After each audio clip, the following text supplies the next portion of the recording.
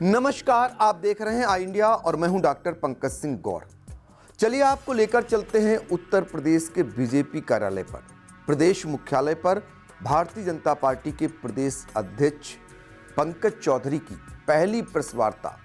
इस प्रेस वार्ता में क्या कुछ नया रहा जो कि हर कोई जानना चाहेगा। इस प्रेस वार्ता में भारतीय जनता पार्टी की प्रदेश अध्यक्ष आजम खान को लेकर अखिलेश यादव पर उन्होंने क्या हमला बोला, एसआईआर को लेकर के क्या बड़ी बातें कही और क्या कुछ खास रहा, तो चलिए आप भी सुनिए। देखिए, भारतीय जनता पार्टी में कहीं ना कहीं समय समय पे बदलाव भी होता है।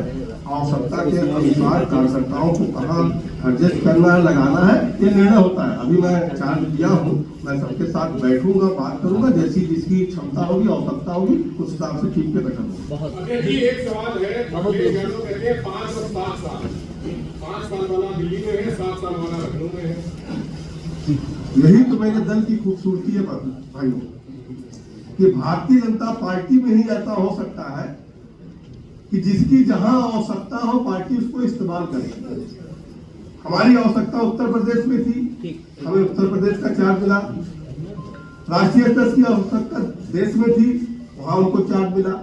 लेकिन मैं आपसे पूछना चाहता हूं कि अगर भारतीय जनता पार्टी को छोड़ करके जो दूसरे दल के लोग हैं, कांग्रेस के लोग हैं या सपा के लोग हो, अगर मुझे वहां पर किसी को अध्यक्ष बनना हो तो मुझे लगता है कि उनको पुनर्जन्म लेना पड़ेगा, उनके खानदान में फिर से जन्म लेना पड़ेगा। अध्यक्ष, इस सवाल में कि ऐसा कहा जा रहा है कि गोरखपुर क्षेत्र को बहुत ज्यादा वेटेज मिल गया है भारतीय जनता पार्टी, आप क्या मानते हैं? देखिए, भारतीय जनता पार्टी मोदी जी चाहे हो चाहे उत्तर प्रदेश की विषय हो, हम लोग पहले से भी कहते हैं सबका साथ सबका विकास, और पूरे देश के हर कोने हर जगह का कहीं ना कहीं हमारा नेतृत्व बालकों के बारे में बताना, ताकि हमारे समाज में एक नया दिशा डेवलप हो। और तीसरा जो इम्पोर्टेंट चल रहा है कि एसआईआर का कार्यक्रम, एसआईआर के कार्यक्रम में संविधान के तहत चुनाव आयोग उसको करा रहा है। लेकिन हम लोग भी राजनीतिक दल के कार्यकर्ता होने के नाते कि जो कार्यक्रम वहाँ हो रहा है उसमें हमारा कोई व्यक्ति किसी का नाम छूटने ना पाए, कोई गलत आदमी का नाम छूटने ना पाए, और जो मृत व्यक्ति है उनका नाम उसमें से हटाने का जो काम चल रहा उस पर भी हमारे कार्यकर्ता लगे हुए हैं कि उनका हम चुनाव आयोग का सहयोग करें और एक हमारा राजनीतिक कार्य उसको पूरा करें। साथ ही साथ मैं पुनः कहना चाहता हूँ कि मैं सबको लेकर के और आप सबसे निवेदन भी करना चाहता हूँ, क्योंकि आप लोग चौथे स्तंभ हैं लोकतंत्र के, और लोकतंत्र के स्तंभ में मेरा निवेदन आप लोग से भी रहेगा कि मैं बहुत चंद फंड वाला नेता नहीं हूँ, लेकिन जो हमारे संगठन का कार्य हो, जो हमारे सरकार का योजना हो, वो जो पॉजिटिव चीजें हैं उसको आप लोग निश्चित तौर से कवर करेंगे, उसको प्रसारित करेंगे। यही निवेदन करते हुए अपनी बात समाप्त करें। एनडीए सरकार, एनडीए में जो अलायंस है, अगर आप देखें जितने दल भी उसमें सम्मिलित है वो सभी पारिवारिक दल है। उत्तर प्रदेश में आप ले लें, समाजवादी पार्टी को ले लें, कांग्रेस को आप उठा लें, आप बिहार में उठा लें, आप बंगाल में उठा लें, तो सभी पारिवारिक दल के लोगों का ये अलायंस है। और जहां तक पीडीए का सवाल है, जो बार बार ये पीडीए की बात करते हैं, अगर आप देखें तो 2002 में 1992 में समाजवादी पार्टी का रजिस्ट्रेशन हुआ है, पार्टी आई है। और अगर आप देखें तो 1984 में कल्याण सिंह को हमारी दल ने नेता विरोधी दल बनाने का काम किया, और 91 में कल्याण सिंह को मुख्यमंत्री बनाने का काम, और लगातार 3 मरतबे अगर आप देखें तो देश के यशस्वी प्रधानमंत्री नरेंद्र मोदी को लगातार 3 मरतबे प्रधानमंत्री पार्टी ने बनाने का काम।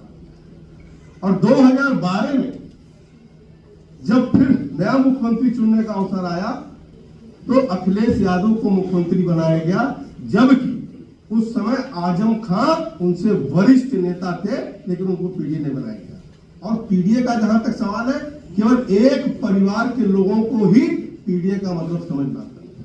सर, भाजपा के कुछ कार्यकर्ताओं को शिकायत होती है, जब शिकायत करते हैं कि बाहर से आए आशीष जी हैं, आशीष जी आज तक से सरकार को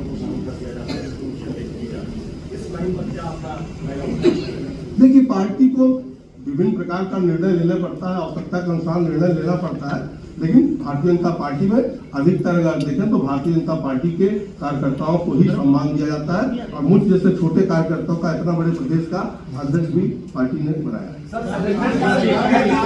सरकार और संगठन में आपके समन्वय को लेकर अक्सर बातें उठती हैं। आप जाएंगे अगर एसआईआर को लेकर भारतीय जनता पार्टी के कार्यकर्ता एक्टिवेट नहीं हुए, अब आप लोग जो बैठक कर रहे हैं उसमें एसआईआर को लेकर कोई रणनीति बदल रहे हैं क्या? देखिए, भारतीय जनता पार्टी पहले से ही एसआईआर के शुरू से ही काम कर रही है। मुख्यमंत्री जी ने कहा कि निश्चित तौर से कार्यकर्ताओं को थोड़ा उत्साहित करने के लिए भी और काम तेजी से किया जाए, उसके लिए मुख्यमंत्री जी ने कहा और हमारे कार्यकर्ता सब जमीन पर लगे हुए हैं। कहा जा रहा बीजेपी का आंतरिक लोकतंत्र बहुत कमजोर है, विपक्ष कह रहा है, इस पर सर आपका क्या कहना है? सर सवाल ये है, अगर कहा कि कार्यकर्ता के आधार पर ही मैं कोई निर्णय लेता हूं और उनके मान सम्मान की रक्षा का हमेशा चिंता मैं सदैव करता रहा हूं और आगे भी पूरे प्रदेश के कार्यकर्ताओं के लिए मैं करता रहूं।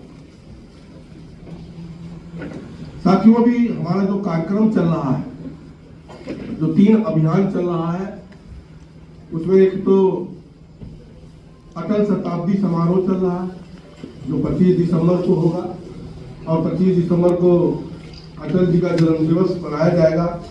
24 तारीख को उनसे संबंधित स्थलों पर स्वच्छता की जाएगी, दीप प्रज्वलित किया जाएगा।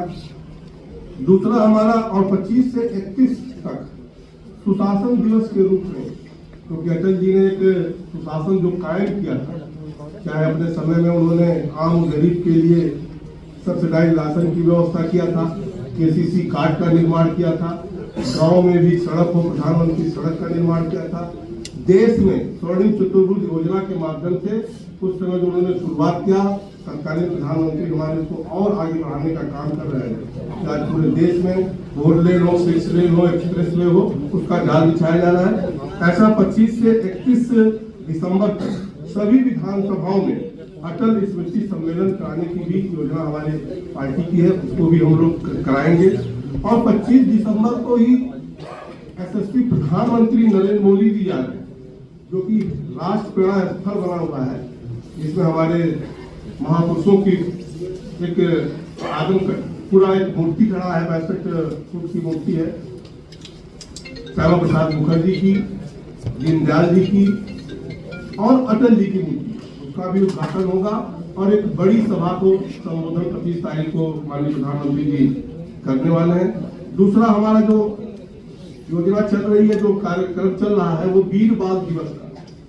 वीर बाल दिवस 26 तारीख को जो 2022 में गुरु नानक जयंती के दिन प्रधानमंत्री जी ने घोषणा किया था, जो उनकी सोच है कि वीर बाल दिवस जो हमारे साहबजादे जोरावर सिंह और बाबा फतेह सिंह ने बड़ी शहादत दिया था, उसको समाज के निचले स्तर तक अपने नौजवान बच्चों को कैसे मैं रहा हूँ, मैं सांसद रहा हूँ, भारत सरकार में वित्त राज्य मंत्री हूँ, प्रदेश कार्य समिति का सदस्य हूँ।